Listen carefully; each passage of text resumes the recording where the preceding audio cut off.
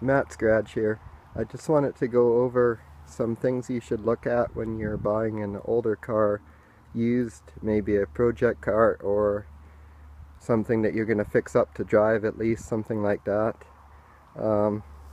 Something where you're buying it kind of cheap and you have to kind of decide what you want versus what you can afford, and sort of what I've done with this car, so I'm going to use it as an example.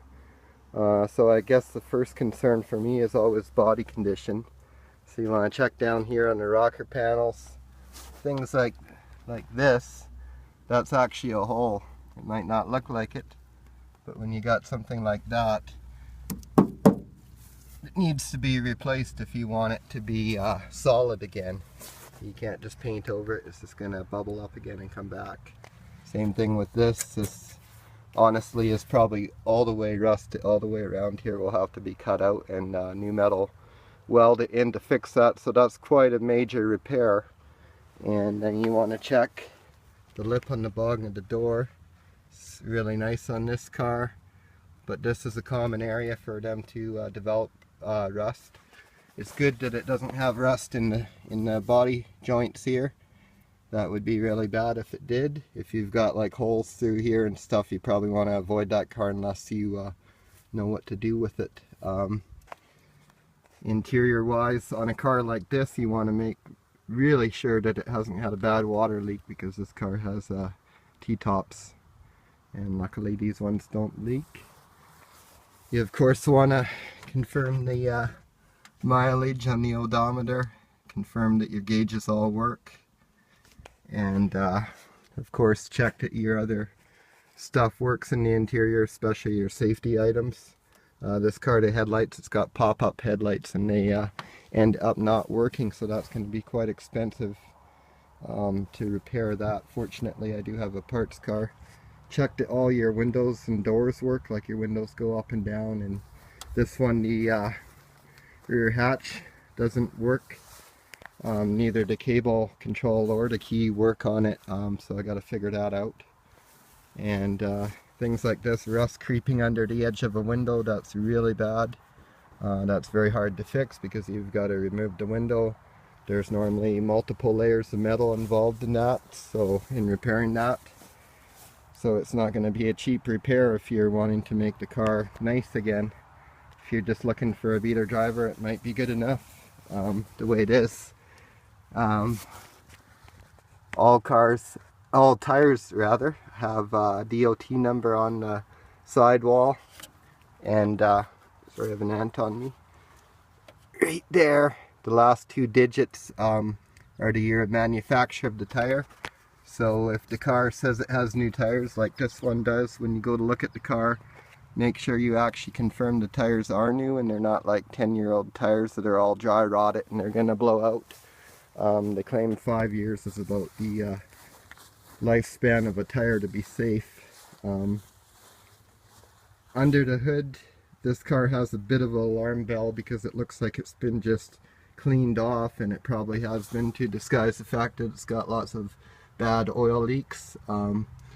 You want to check the fluids that they're clean and that they're topped up, especially the automatic transmission fluid. It should be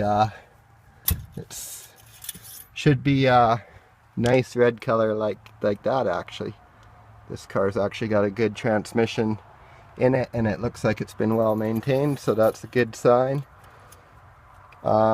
You want to look for bad wiring, like this wire running here, and then you've got this Mars connector that should only be used in a house. You shouldn't see these on a car. If you do, that's scary. If you don't know what you're doing with wiring, just turn and run, because wiring can be a nightmare.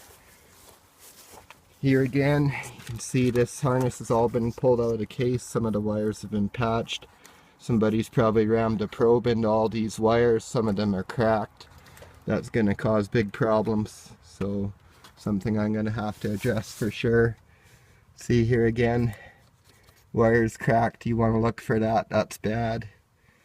New alternator, that's good, but if the wiring to it doesn't work, that's not going to help you much. You want to look underneath for oil leaks. This one's got a few.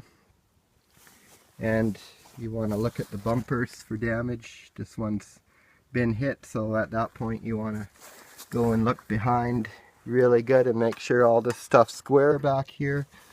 Make sure there's no damage to the core support. Everything's straight.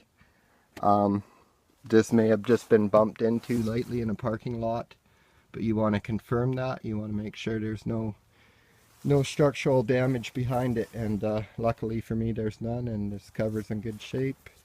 I can just refurbish it. Same thing on the back. It's been hit, so at that point you're gonna have to crawl underneath, and you're gonna have to look up there and make sure that there's nothing bent back there. Other than that, that's another thing you want to check around underneath really good, especially in this area.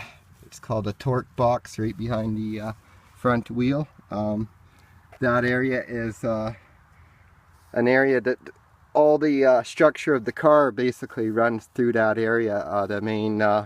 The main impact beams on the front of your car run back to that area, and it's also an area that catches a lot of dirt from the front tire there, so you want to make really sure that that is not rusted thin there or rusted out. I've seen them where I could stick my hand through them, and at that point the car is no longer safe to be on the road and probably wouldn't pass a safety inspection, so you wouldn't want to buy that car.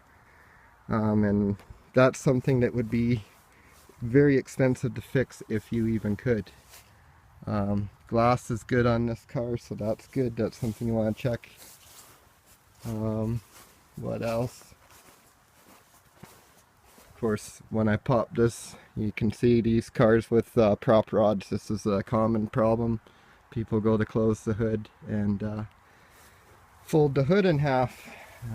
Things like this rust on the door here along the trim, that's bad. I'm going to replace this door, but if I had to fix that, that would be really hard to fix because there's a body line there, and you'd have to cut that right out and build a patch, and it would be time consuming. So watch for things like that. And of course, just watch for sketchy sellers that are rushing you to buy, that don't want you to look at the car, they don't want you to test drive it or anything like that. You got to be aware of that. Yeah, so be careful. I hope this video helps you.